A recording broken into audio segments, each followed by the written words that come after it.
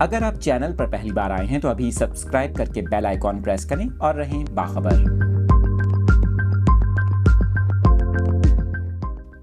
بحیرہ عرب میں یوں تو ہر سال کئی شدید سمندری طوفان تشکیل پاتے ہیں اور گزشتہ سال بھی کئی شدید سائیکلون بنے۔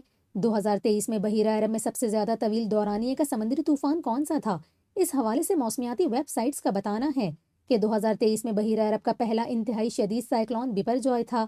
بپر جوائے بحیرہ عرب کا طویل دورانیے کا سمندری طوفان تھا جو بحیرہ عرب میں 13 دن اور 3 گھنٹے رہا۔ اس دوران بپر جوائے نے 2500 کلومیٹر فاصلہ طے کیا۔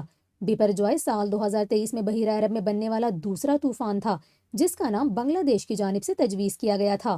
بپر جوائے کے زیر اثر ملک بھر میں موسمی بارشیں معمول سے 92% زائد ریکارڈ کی گئیں۔ اس دوران سندھ اور پنجاب میں سالانہ بارش اوسط سے زائد رہی۔ سال 2023 میں ملک کی سطح پر اوسط سے 16% زائد بارش ہوئی، جبکہ بلوچستان میں معمول سے 29% اور سندھ میں معمول کے اوسط سے 50% زائد بارش ہوئی۔